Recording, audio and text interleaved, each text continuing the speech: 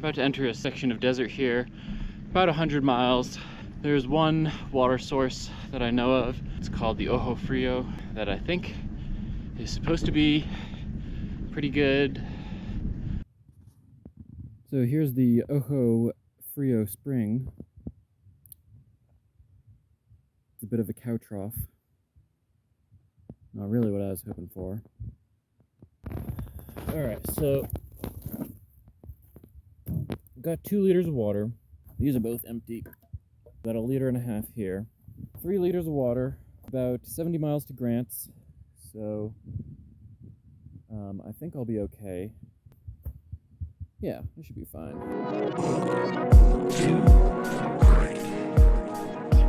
Welcome to Cranking It. Yeah, we cranking it. Welcome to Cranking It. Yeah, we cranking it.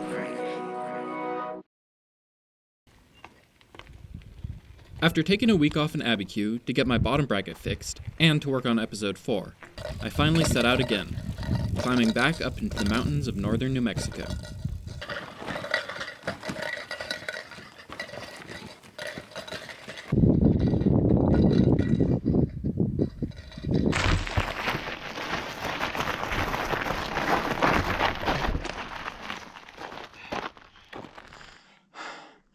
Tough climb.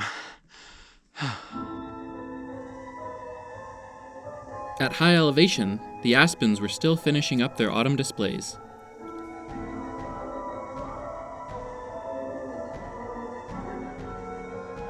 But before long, I headed back down into the town of Cuba. Yesterday I descended down from 10,000 feet down to around 6,500, and the landscape has certainly changed. No more trees, it's much drier, and I believe thornier. I've already gotten one flat, which I tried to fix last night, and it was flat again this morning, so I put another patch on. It's holding up so far, but we'll have to see. As I headed out of Cuba, I entered a long, low elevation section, notorious for being muddy in the rain. Fortunately, the sky was clear, and so was the forecast.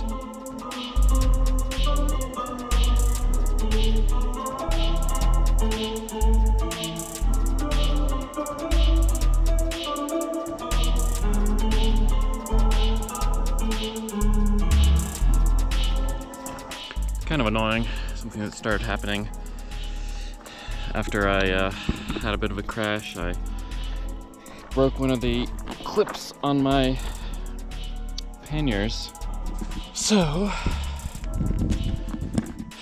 that just means I'm gonna have to get a new pair of panniers before I get into Mexico, that's for sure.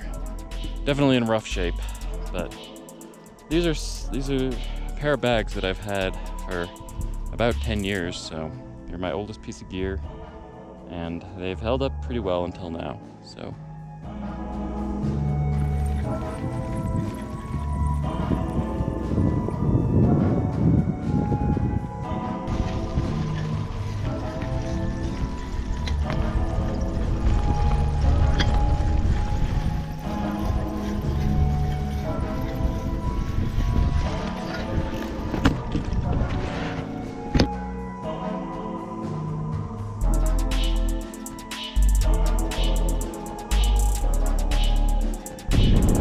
To rain, which is pretty much the worst case scenario on this road. I think it'll take more than a sprinkle to turn this road into mud.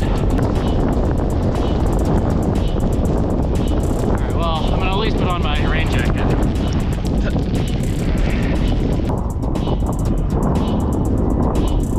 Ooh, it's cold.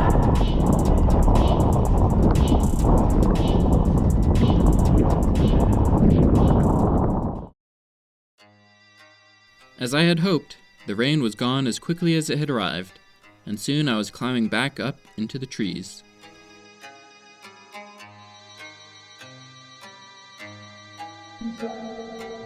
Next, I rode through El Malpais National Monument on my way to Pie Town.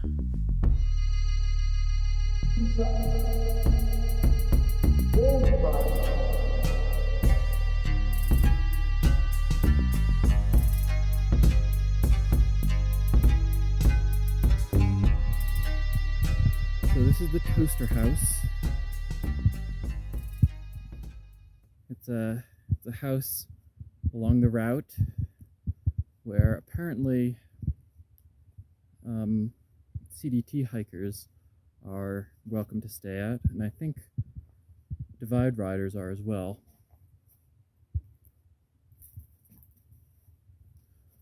But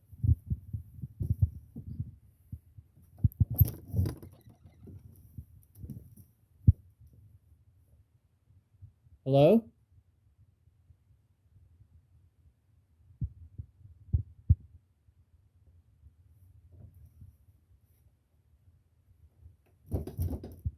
I don't think anybody's home. Apparently there's normally a caretaker, but I don't think there's one anymore.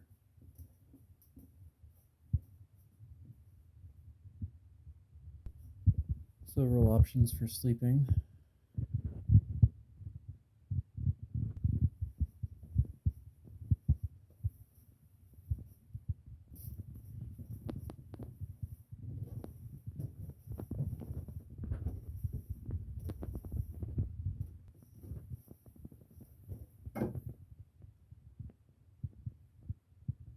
I'll probably stay upstairs because it's warmer and a bit nicer.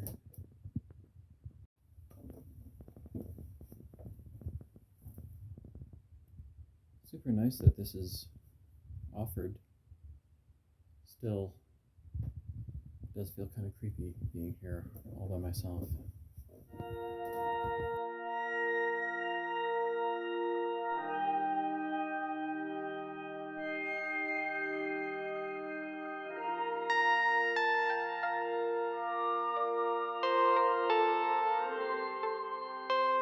You know, since I took that week off in Abiquiu, everybody I knew passed me. I haven't really seen all that many other cyclists on the trail since then.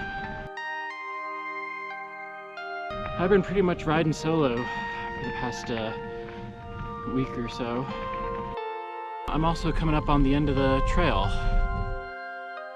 You know, I'm ready for it to be done. I've had a great time on the trail. A lot of great people. I really got caught up in the whole thru biker vibe. It was really great. I'm glad I decided to do the Great Divide as part of my trip.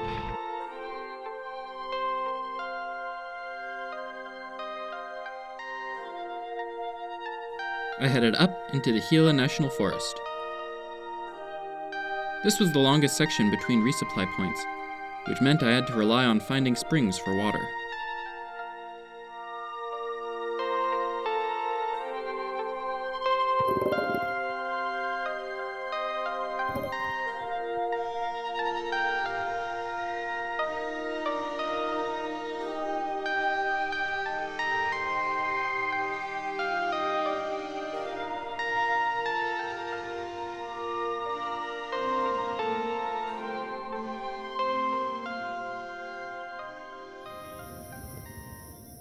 Hey there. Good evening. I'm just hanging out at camp,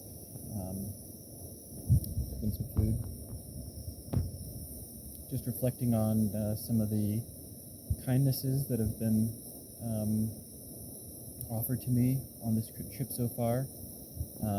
One of the ways that it manifests is people, usually in trucks, who will offer me beers. Unfortunately, I don't drink alcohol, so it's always a bit awkward in these situations to be like, sorry, you know, thank you, I appreciate the gesture, but I can't accept. However, today, a man who had just offered me some alcohol, I let him know I didn't drink, and he pulled out one of these. It's a Budweiser Zero, so non-alcoholic beer. So thank you, sir.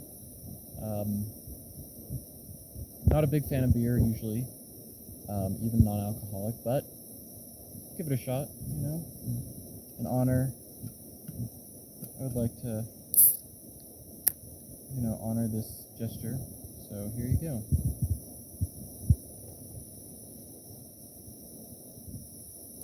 Yep, tastes like beer. Well, just as I'm about to leave the final forest of the Great Divide route, turns out there's another fire. Really didn't think I'd have to deal with fires again for the rest of this trail. There's a prescribed burn, and the road ahead may be closing in about an hour. Talked to the firefighter, and he said I might have enough time to get through before the road closes, so we're going for it. It's pretty smoky up here, though.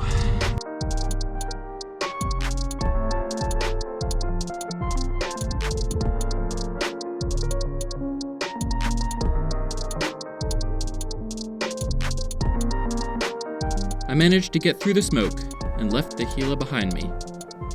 The rest of the Great Divide Trail would be at lower elevation, with most of it being downhill and paved.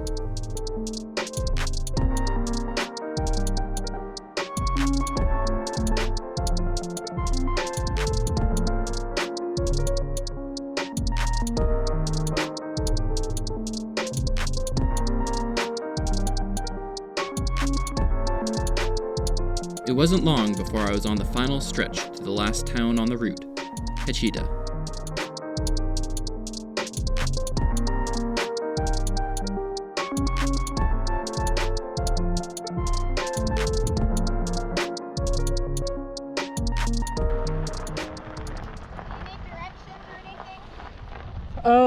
I'm headed to the community center. Apparently they let bicyclists camp there. Yeah, so if you go in here, that's where you pay and they give you a key.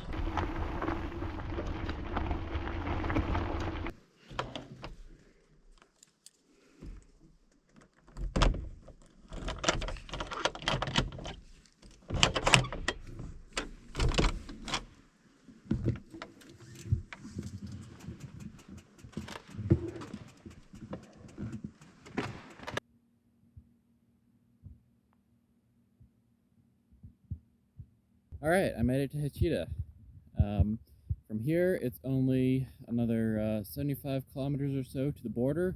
That way, I'm just going to head west towards Arizona and Tucson and maybe San Diego. It doesn't feel great not finishing the Great Divide, but given the idea of riding all the way down to the border just to ride all the way back here and then continue, it doesn't sound that great.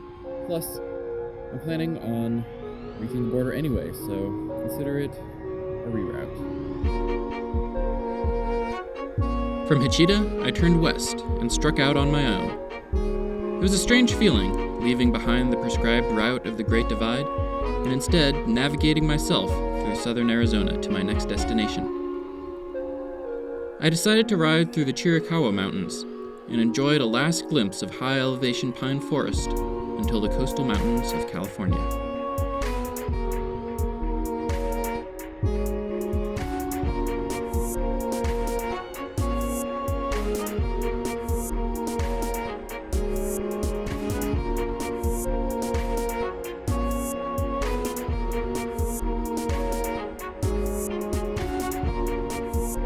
Alright, the pannier situation has gotten a little worse. This clip here seems to be broken. I'm hoping just to get to Tucson so I can replace this pannier entirely because of other issues that are cropping up as well.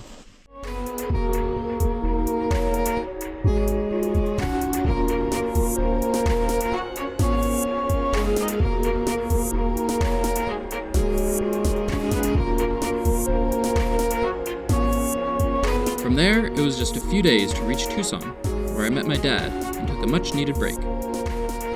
While there, I got a tune-up for my bike, as well as brand new panniers. After about 3 weeks in Tucson, I headed west, through the Thono O'odham Reservation.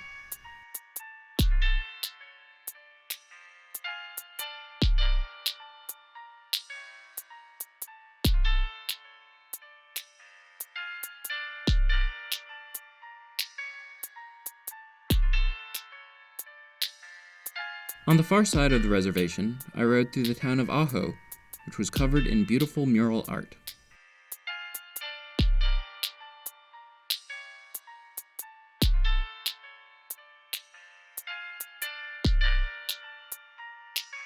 From there, I had to make an effort to avoid the I-8 freeway, which meant getting on a few rough, unpaved back roads through agricultural areas.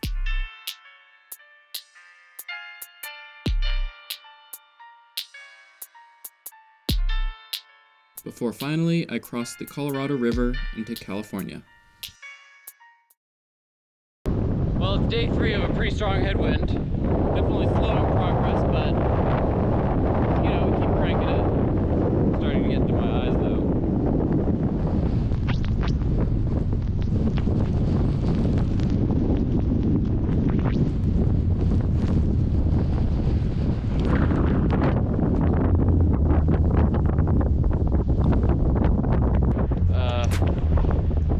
Actually, I don't know if I could do this. It's pretty strong, and it's sharp.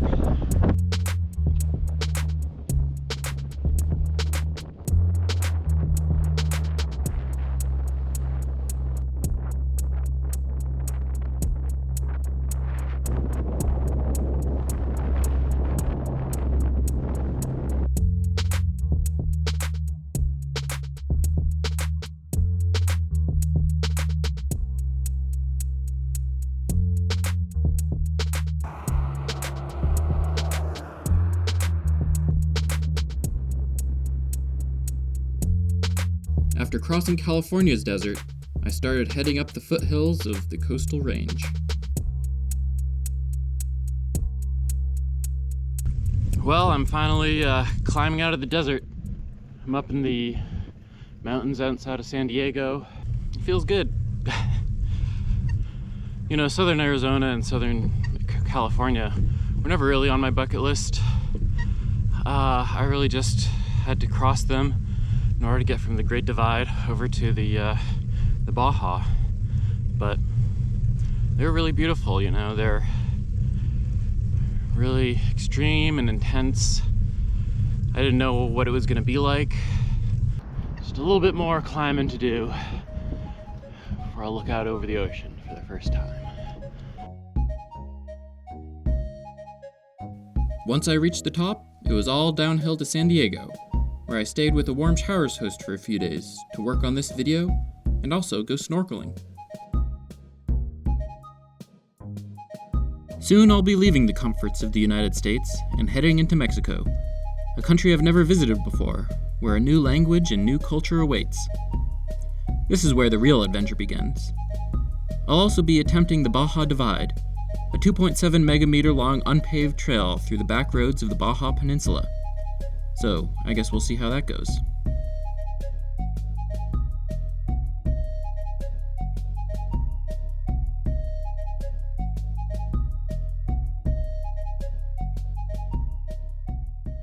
Well, that's episode 5. Thank you so much for watching.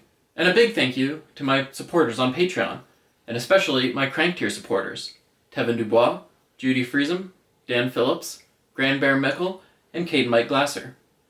If you would like to support the channel, please remember to hit the like and subscribe buttons, and leave a comment below. Or you can join the Patreon.